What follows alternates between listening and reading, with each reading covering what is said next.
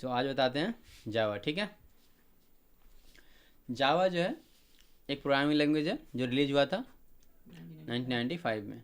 ये ओन्ड होता है, ओन्ड कौन कर रहा है इसको? ओरेकल। और ये जो है 3 बिलियन डिवाइसेस को सपोर्ट कर रहा है। तब से 3 बिलियन दिखाता है नेट पे, लेकिन ये बहुत ज़्यादा, अब तो 4-5 बिलियन को भी सपोर्ट कर रहा है। ठीक है, जावा जो है वो यूज़ किया जाता है मोबाइल एप्लीकेशन के लिए, जैसे कि एंड्रॉयड ऐप्स के लिए। तो एंड्रॉयड ऐप जो प्राइमरली जो बनता है वो किससे बनता है? जावा पे। अभी जो है कोटलिन पे बनता है, लेकिन जो है पहले जो है ज़्यादातर जितने भी मतलब एंड्रॉयड ऐप्स होते थे वो सब जावा पे बनते थे। ठीक है, डेस्कटॉप सॉफ्टवेयर के लिए भी यूज़ होता है। जैसे अभी हम एक सॉफ्टवेयर यूज़ कर रहे हैं इसमें, तो ये ऑब्सीडियन है। तो ये भी क्या है? ये भी डेस्कटॉप का एक सॉफ्टवेयर है। तो इस तरह के बहुत सारे सॉफ्टवेयर, जैसे यहाँ पे अभी देखो टू डू है, ये टर्मिनल है। तो ये ऐसे ऐसे सॉफ्टवेयर भी हम बना सकते हैं जावा का यूज़ करके। बट डेस्कटॉप सॉफ्टवेयर में अगर हमें बैकएंड पे यूज़ होता है जनरली। वेब एप्लीकेशन का भी यूज़ किया जाता है। वेब एप्लीकेशन में बहुत ज़्यादा यूज़ होता है। स्प्रिंग बूट वगैरह हम लोग अभी देखोगे, स्प्रिंग बूट का जब आगे बताएंगे तो। ठीक है, वहाँ पे कैसे मतलब स्प्रिंग बूट यूज़ होता है। वेब एप्लीकेशन मतलब समझे, वेबसाइट वगैरह। जो वेबसाइट होता है, कहीं भी वेबसाइट विजिट करते हो तो वो जो सर्च करता है या फिर कुछ लोड करता है, हाँ, तो वो सब क्या होता है? बैकएंड का कॉल चलता रहता है, एपीआई कॉल जिसको बोलते हैं। एपीआई कॉल के बारे में बताएंगे बाद में। तो वेबसाइट मतलब वेब एप्लीकेशन जितने होता है, जो भी वेबसाइट लोड करते हो मोबाइल पे, क्रोम पे, वो सारा हो गया वेब एप्लीकेशन। वेब सर्वर पे भी यूज़ होता है ये। सर्वर वगैरह अभी तुम लोग नहीं जानते होगे, तो सर्वर पे जहाँ पे होस्ट होता है ऐप्स वगैरह या फिर डेस्कटॉप का, जैसे ये भी ऐप है, ये ऐप कहीं ना कहीं होस्टेड रहेगा, राइट? तभी ये तुमको अवेलेबल है। तो जैसे जनरली अगर एंड्रॉयड ऐप्स की बात करें तो एंड्रॉयड ऐप जो है वो हमारा प्ले स्टोर पे होस्ट रहता है। बट प्ले स्टोर डाटा कहाँ पे रखता होगा? कहीं ना कहीं क्लाउड पे रखता होगा। तो उस सब पे भी यूज़ होता है जावा का। गेम डेवलपमेंट के लिए भी यूज़ होता है। गेम के लिए जनरली C++ यूज़ होता है, बट जावा भी यूज़ होता है। तो गेम वगैरह जो पॉपुलर गेम है मोबाइल का, वो सब जावा पे बनता है। डाटाबेस को कनेक्शन बनाने के लिए भी यूज़ होता है, और भी बहुत सारी चीज़ें उसमें यूज़ होता है। तो मैं इन द एंड समझो कि जावा जो है वो मैक्सिमम चीज़ों में यूज हो सकता है। ठीक है, इसलिए हम लोग यूज़ करेंगे जावा को। क्लियर है? अब जावा क्यों? दूसरी लैंग्वेज हम लोग चूज कर सकते थे, जावा ही क्यों? तो क्योंकि जावा जो है वो गारंटी देता है कि सारे प्लेटफॉर्म पर ये सेम आउटपुट देगा। जैसे अगर कोई कोड रन करोगे, ठीक है, तो ये प्लेटफॉर्म इंडिपेंडेंट लैंग्वेज है। प्लेटफॉर्म मतलब क्या हुआ कि बहुत सारा प्लेटफॉर्म ओएस, जैसे कि अभी ये क्या है? मैक है, तो मैक ओएस है। अभी विंडोज़ है तुम्हारे पास, तो विंडोज़ ओएस है। लिनक्स रहता है मोबाइल ऐसे लिनक्स लैपटॉप में भी रहता है, मोबाइल भी लिनक्स ही है वैसे।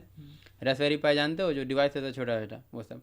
तो क्या होता है कि जब कोड रन करोगे ना, तो जो प्लेटफॉर्म डिपेंडेंट लैंग्वेज होती है उसमें क्या होता है कि इस लैपटॉप पे कुछ और आउटपुट देगा, और उस लैपटॉप पे कुछ और आउटपुट देगा। बट ये है, ये बोलता है, गारंटी करता है कि सब, जब अगर हम एक बार कोड लिख दें तो वो कोड को रन करेंगे तो विंडोज़ में, मैक में, लिनक्स में, सब में सेम आउटपुट देगा। तो इसलिए जो है ये सारे प्लेटफॉर्म के लिए अवेलेबल है। क्लियर? और ये जो बहुत पॉपुलर लैंग्वेज भी है, इसका जॉब मार्केट में बहुत ज़्यादा डिमांड है। जनरली जो है जॉब जो रहती है जावा की, बहुत ज़्यादा हायरिंग होती रहती है। और अभी भी मतलब बहुत ज़्यादा हायरिंग है 2025 में भी, और कंटिन्यू या आगे भी बहुत ज़्यादा चांस है जावा के रहने का। ये बहुत इजी टू लर्न है और बहुत सिंपल है इसको यूज़ करना। ये ओपन सोर्स है और फ्री है इसको यूज़ करना, तो इसको यूज़ कर सकते हो। ये सिक्योर है, बहुत ज़्यादा फास्ट है, पावरफुल है। इसका कम्युनिटी सपोर्ट बहुत ज़्यादा है ओपन सोर्स में, क्योंकि ओपन सोर्स जो भी चीज़ रहती है उसका कम्युनिटी सपोर्ट जो है बहुत ज़्यादा रहता है। ठीक है, और ये ऑब्जेक्ट ओरिएंटेड है। तो ऑब्जेक्ट ओरिएंटेड मतलब क्या है कि जैसे तुम लोग को पता चुका है कि हम लोग जो डेटा में की बात करेंगे, तो डेटा में क्या है, जैसे बुक्स है, कंप्यूटर है, वो सारी चीज़ को हम क्या बनेंगे कि वो एक ऑब्जेक्ट है। तो ऑब्जेक्ट ओरिएंटेड में क्या होता है कि एक ऑब्जेक्ट को बहुत बार, अभी ऑब्जेक्ट ओरिएंटेड में हम लोग आगे देखेंगे क्या क्या फीचर्स वगैरह रहता है, जहाँ पे पॉलीमॉर्फिज्म, इनहेरिटेंस ये वगैरह आ जाएगा। तो उसमें ये होता है कि जो कोड लिखते हैं हम लोग ऑब्जेक्ट में, उस कोड को बहुत ज़्यादा रीयूज कर सकते हैं। जैसे सोचो, रीयूज का अगर तुम लोग को आइडिया नहीं है, तो जैसे सोचो कि एनिमल्स हैं, तो तुमको क्या लगता है कि मैक्सिमम एनिमल्स में क्या चीज़ कॉमन होगा? आइज कॉमन होगा। बोल तो सकता ही है ना, हमारे लैंग्वेज में नहीं बोल सकता, लेकिन बोल तो सकता है ना। जैसे फुट देखो तो ऑलमोस्ट लैंग्वेज के मतलब एनिमल्स के पास क्या होगा, 4 पैर होंगे, है कि नहीं। लेग्स बोलो, फुट या लेग्स बोलो। वो जो है 4 पाँव से दौड़ेगा, वो ऐसा नहीं कि 2 पाँव से चलने वाला रहेगा जनरली। तो ये सब चीज़ क्या होगा, अभी क्या होगा कि एक एनिमल्स बनाएंगे अगर हम, तो मैक्सिमम चीज़ कॉमन हो जाएगा उसमें, जैसे कि कान, 2 कान रहेगा, 4 पैर रहेगा। बट कुछ कुछ में क्या होगा कि वो थोड़ा सा डिफरेंट हो जाएगा। तो रीयूजेबल कोड का मतलब क्या होगा कि जो चीज़ कॉमन है उस चीज़ को हम लोग रीयूज़ कर पाएंगे, तो बार बार हमको लिखना नहीं पड़ेगा। जब आगे ऑब्जेक्ट ओरिएंटेड का प्रोग्राम लिखोगे तो क्लियर हो जाएगा ये चीज़, ठीक है।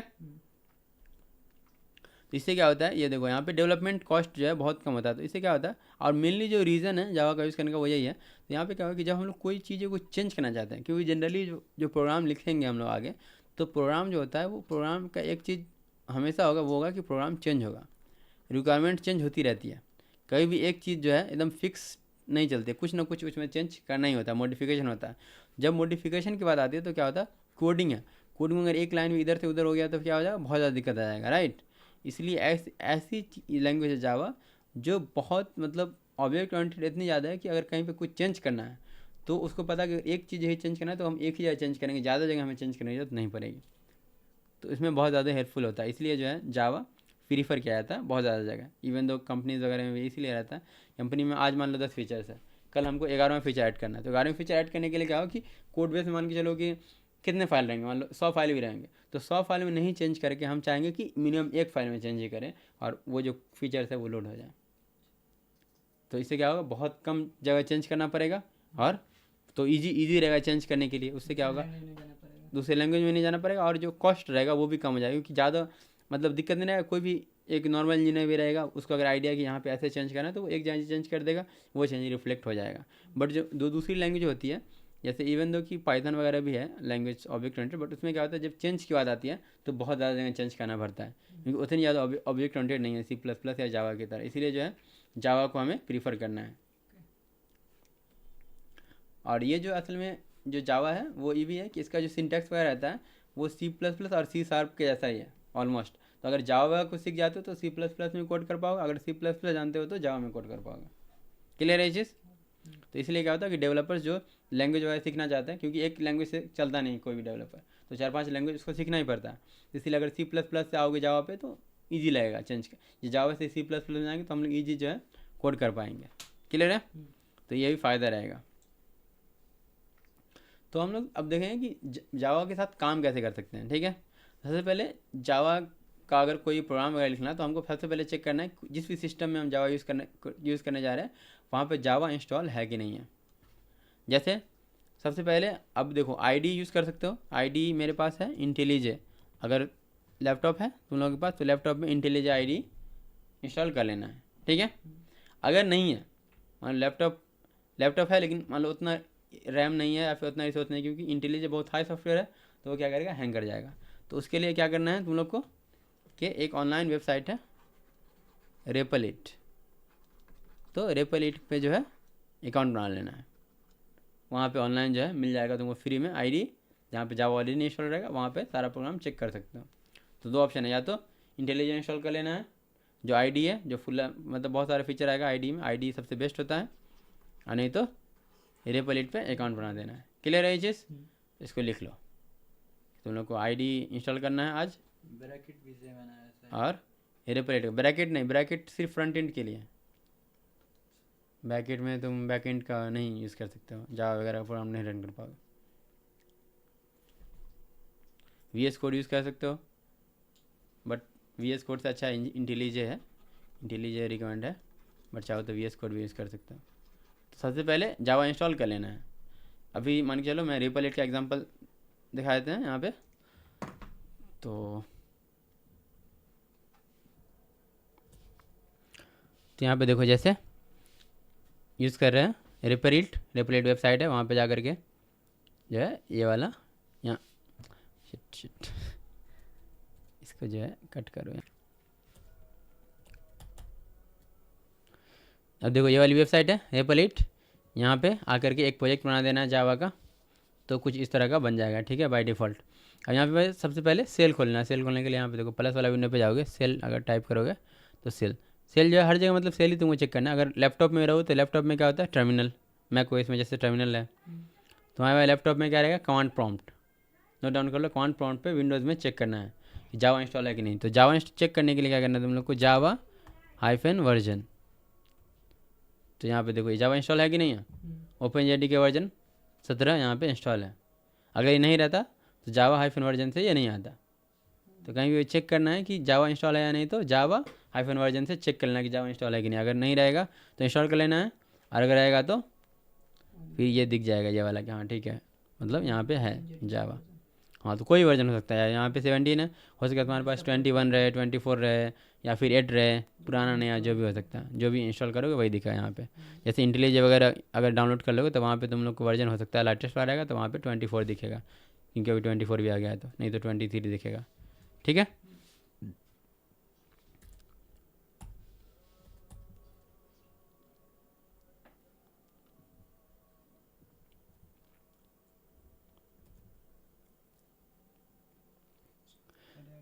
उसके बाद से क्या करना है कि जावा जो है वहाँ पे देखो कि जावा में सारा एप्लीकेशन जो होता है वो होता है एक क्लास नेम से स्टार्ट, ठीक है।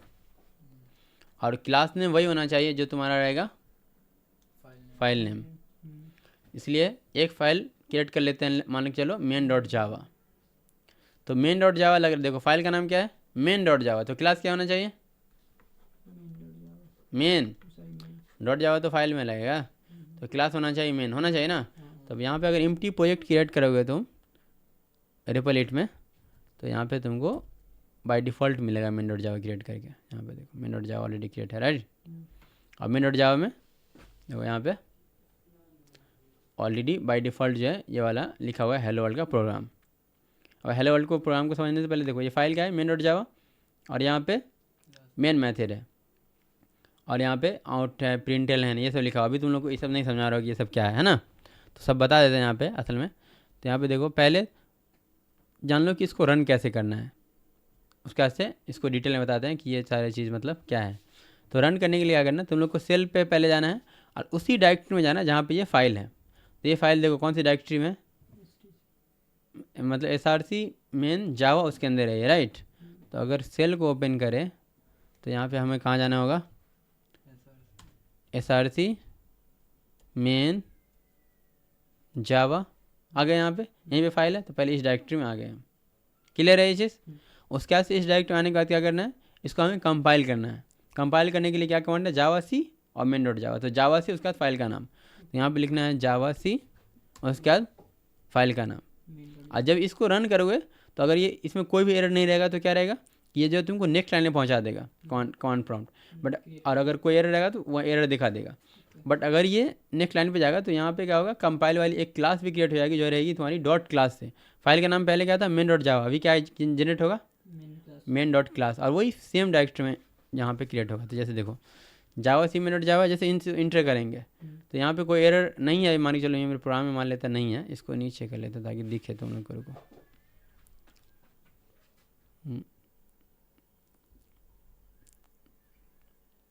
ठीक है, अभी दिख रहा है।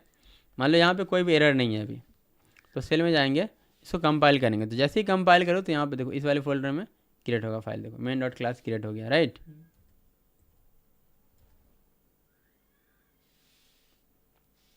तो मेन डॉट अब क्लास जैसे क्रिएट हो गया तो कंपाइल वाली क्लास जो है ये रन मतलब मिल गई है मुझे। अब ये क्लास को तुम लेके चले जाओ, मतलब ये मेन डॉट क्लास है ना, इसको अब यहाँ रन करो या किसी भी लैपटॉप में लेके चले जाओ जहाँ पे जावा इंस्टॉल है, चाहे वो लिनक्स हो, विंडोज़ हो, कोई भी हो, वहाँ पे भी रन करो तो सेम आउटपुट आएगा हर जगह। तो उस कौन सी फाइल को लेके जाना है, क्लास फाइल को, जो कंपाइल फाइल रहेगी उसको। क्लियर। और इसके से क्या करना है, फाइल को रन करना है। रन करने के लिए अब क्या, जैसे ही कंपाइल हो जाएगा तो जावा उसके से क्लास का जो नाम है वही नाम। तो अब क्लास में देखो जैसे फाइल जब हम रन कर रहे थे तो उसमें क्या है, मेन डॉट जावा देना पड़ रहा था, बट अब जब क्लास रन करेंगे तो यहाँ पे डॉट क्लास देने की जरूरत नहीं है, जावा मेन डॉट क्लास नहीं लिखना है, जावा सिर्फ मेन लिख देना है। क्लियर है। तो यहाँ पे लिख देंगे जावा और मेन सिर्फ, ठीक है। और यहाँ पे देखो आउटपुट आ गया है हेलो वर्ल्ड। अब ये आउटपुट कैसे आया है, तो ये आउटपुट मतलब यही क्यों आया, राइट, क्योंकि ये वाला प्रोग्राम को समझना होगा। तो पहले सबसे पहले देखो ये मेन है क्योंकि ये मेन डॉट जावा वाली फाइल है, अगर ये फाइल अगर रन रहती तो रन डॉट जावा रहती, तो यहाँ पे क्या रहता है, क्लास का नाम रन रहता। रन रहता है। और यहाँ पे क्या होता है, हर जावा क्लास में जो मेन फाइल रहती है, मेन मेथड है, मतलब ये मेथड बोलते हैं इसको। तो मेन मेथड जो होता है हर जावा क्लास में वो रहेगा ही रहेगा रन करने के लिए। अगर मेन मेथड नहीं रहा तो इग्नोर हो जाएगा, कुछ भी नहीं प्रिंट होगा। तो मेन मेथड हमेशा रहेगा और मेन मेथड ही रन होता है हमेशा, ये भी ध्यान देना है। हमेशा जब भी कोई प्रोग्राम रन करते हो तो सबसे पहले क्या चीज़ रन होता है, मेन मेथड। मान के चलो तुम लोग को बताते हैं कि जावा में कुछ प्रॉपर्टीज भी हो सकती है, राइट। तो प्रॉपर्टीज में डाटा टाइप के बारे में बताएंगे आगे वाले वीडियो में। मान के चलो एक डाटा टाइप है तुम्हारा इंटीजर, तो मान लो इंटीजर जे मैं यहाँ पे लिख देता हूँ, तो यहाँ पे एक प्रॉपर्टीज इसकी जे आ गई है। बट इससे कोई फ़र्क नहीं पड़ेगा। अगर अभी भी मैं प्रोग्राम को रन करूँगा तो मैं कंपाइल अगर करूँ, कंपाइल देखो कंपाइल हो गया, फिर से फाइल बन गई है, जावा मेन करूँ तो यहाँ पे हेलो वर्ल्ड आ रहा है। तो इससे कोई फ़र्क पड़ा, कोई फ़र्क नहीं पड़ा, क्योंकि इसको जब तक हम यूज़ नहीं करेंगे मेन वाले फंक्शन में, मेथड में, जब तक ये कोई काम का नहीं रहेगा। तो ये ध्यान देना है कि जावा का जो प्रोग्राम रन होता है वो कहाँ से होता है, मेन से।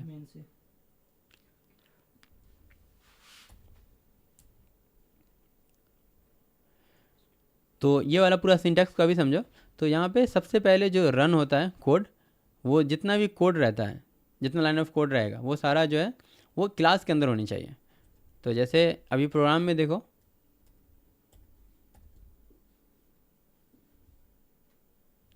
प्रोग्राम में यहाँ पे एक क्लास है, तो जो भी कोड लिखा हुआ है क्लास के अंदर लिखा हुआ है, राइट। क्लास के बाहर लिखोगे तो क्या आ जाएगा, एरर। तो ये क्लास के अंदर का मतलब क्या हुआ कि कर्ली ब्रेसेस के अंदर होना चाहिए क्लास के। क्लास का कर्ली ब्रेसेस कहाँ स्टार्ट हुआ, यहाँ पे, और कर्ली ब्रेसेस इंड यहाँ पे हुआ है। तो ये पॉइंट क्लियर है।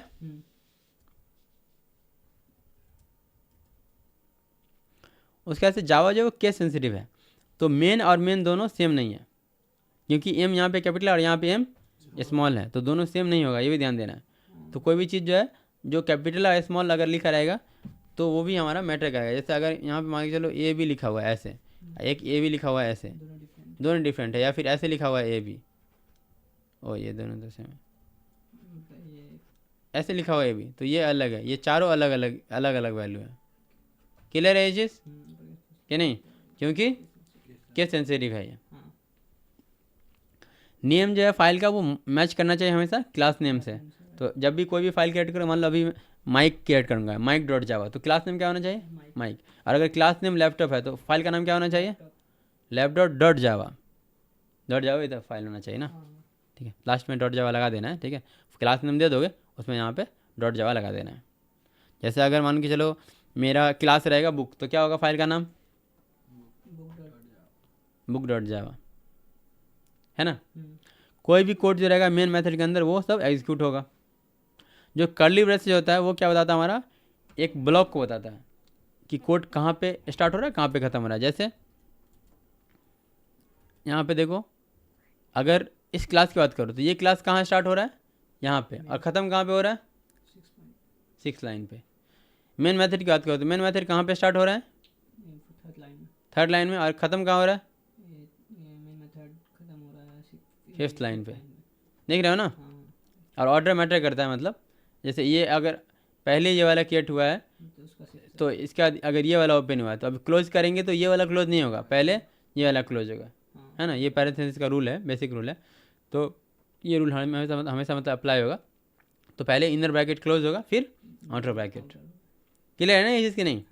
तो ये क्या होता है, एक ब्लॉक बताता है। जैसे मेन मेथड का ब्लॉक यहाँ तक है, अगर इसके अंदर अभी आगे पढ़ोगे तुम लोग जैसे इफ़ कंडीशन, तो इफ़ कंडीशन का ब्लॉक अगर मैं बनाऊंगा तो इफ़ कंडीशन का ब्लॉक अभी यहाँ से शुरू हो रहा है और यहाँ पे ख़त्म हो रहा है, समझ रहे हो ना। तो इसको बोलते हैं हम ब्लॉक ऑफ कोड। और जो भी कुछ जो डिफाइन होता है, जैसे जे अगर यहाँ डिफाइन है तो जे को हम उस ब्लॉक के अंदर कहीं भी यूज़ कर सकते हैं। जैसे जे को अगर चाहो तो यहाँ पे यूज़ कर सकते हो, ठीक है। जे बराबर मान के चलो 5 दे दूंगा मैं ऐसे। तो अभी डायरेक्टली इसको एक्सेस नहीं, एक्सेस का रूल देखना पड़ेगा। यहाँ पे मेन के साथ हम एक्सेस कर पाएंगे, लेकिन इस क्लास का यहाँ पे डिफाइन है तो हम यहाँ यूज़ कर पाएंगे, राइट। बट अगर यहाँ पे कुछ डिफाइन है, मान के चलो यहाँ पे अगर मैं डिफाइन करता हूँ int n is equal to मान लो 5। अब इस n को चाहो तो यहाँ पे यूज़ करना, तो यहाँ पे यूज़ नहीं होगा क्योंकि ये डिफाइन का है यहाँ पे। तो ये कौन से ब्लॉक के अंदर डिफाइन है, इस वाले ब्लॉक के अंदर, तो इसका स्कोप यहीं तक है, इस एन को यहीं तक यूज़ कर सकते हो, और डिफाइन से पहले यूज़ भी नहीं कर सकते हो। जैसे अगर मैं 6 पे इनिशियलाइज किया हूँ, तो अगर मैं एन को यहाँ यूज़ करूँगा तो ये क्या आ जाएगा, एरर, क्योंकि एन अभी नहीं जान रहा है, एन को इसके बाद ही पहुँचाने का। अगर यहाँ पे यूज़ करूँगा एन बराबर 8 या एन प्रिंट करूँगा तो यहाँ पे ये एरर नहीं आएगा। तो इनिशियलाइज से पहले तुमको यूज़ भी नहीं कर सकते, ये चीज़ को ध्यान देना, आगे प्रोग्राम में ये काम आएगा बहुत ज़्यादा। क्लियर है ना ये चीज़? अगर पूरे में यूज़ करना तो ग्लोबल। हाँ, पूरे में यूज़ करना तो ग्लोबल रहेगा। तो वही है, मतलब ये जो जे है ना, जे जो डिफाइन करे हैं वो पूरे के लिए है, उसको यूज़ करने का जो है तुम डायरेक्टली क्लास के साथ इसको यूज़ कर पाते।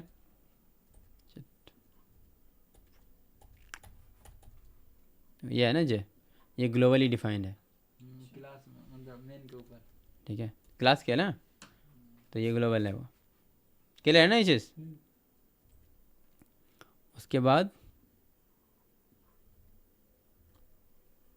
कोई भी कोड का जो स्टेटमेंट रहता है वो हमारा सेमी कॉलन से ख़त्म होता है, तो ये भी ध्यान देना है। सेमी कॉलन जो है एकदम लिखना ही, सेमी कॉलन नहीं दो तो एरर। जैसे अगर ये वाला लाइन मेरा यहाँ ख़त्म हो गया तो यहीं पे सेमी कॉलन दे दिए हैं, अगर सेमी कॉलन नहीं देता तो यहाँ पे क्या आ जाएगा, एरर, क्योंकि ये जो है मतलब ये ख़त्म ही नहीं हुआ है। सेमी कॉलन बताता है। जैसे अगर कोई भी इनिशियलाइज करेंगे हम, मान लो इंट n बराबर 5 दिया है, तो n बराबर 5 जो है मुझे बंद करना पड़ेगा, सेमी कॉलन का देने से मतलब बंद हो गया। अगर यहाँ पे मान लो नेक्स्ट लाइन पे ऐसे लिख दिया तो भी ये चलेगा, क्यों? क्योंकि यहाँ पे सेमी कॉलन है ही नहीं, तो ये पूरा जो है एक ही लाइन ट्रीट किया जा रहा है, पूरा भी कोड कंटिन्यू चल रहा है जब तक मतलब ये वो नहीं देंगे, मतलब सेमी कॉलन जब तक खत्म नहीं। जैसे ये देखो, ये कोड भी चलेगा, ये कोड भी एज इट इज चलेगा, क्योंकि सेमी कॉलन जो है हट गया है, मतलब अभी तक नहीं है यहाँ पे सेमी कॉलन, तो जब तक यहाँ पे जब तक चलेगा। देखो, और यहाँ पे क्या होता है कि जिसको रन करने के लिए, तो यहाँ पे देखिए रन करने के लिए क्या करना है, पहले कंपाइल करना और रन करना है। बट आईडी वगैरह यूज़ करोगे तो वहाँ पे डायरेक्टली जो है वो रन दिया रहता है। अब ये रन क्या करता है, ये रन फाइल को क्रिएट करने के बजाय ये डायरेक्टली रन कर देता है, खुद ही कंपाइल कर देता है अपने कैश में और डायरेक्टली इसको रन कर देता है। तो ये स्पेसिफिक फाइल नहीं क्रिएट करता है। जैसे अभी देखो, इसको डिलीट कर देंगे अगर, और अगर यहाँ से आईडी से अब रन करें, डायरेक्टली इसको क्लिक करके रन करेंगे और आउटपुट देखना चाह रहे हैं, तो यहाँ पे तो आउटपुट अभी कमांड लाइन से देख लिया सेल में, बट अगर कंसोल में जाओगे यहाँ पे इसको रन करो, यहाँ पे देखो जैसे रन करें आ गया हेलो वर्ल्ड, समझ रहे हो? अगर हेलो वर्ल्ड की जगह मतलब हेलो वर्ल्ड 2 लिख दोगे तो आउटपुट क्या आना चाहिए, हेलो वर्ल्ड 2। क्लियर है कि नहीं ये चीज़?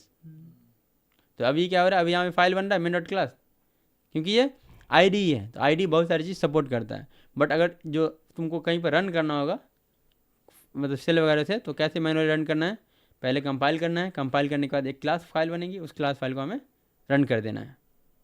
क्लियर है कि नहीं? बट क्लास फाइल को जब रन करोगे तो डॉट क्लास नहीं यूज़ करना है, खाली जावा उसके बाद क्लास का नाम। क्लियर ना ये चीज़?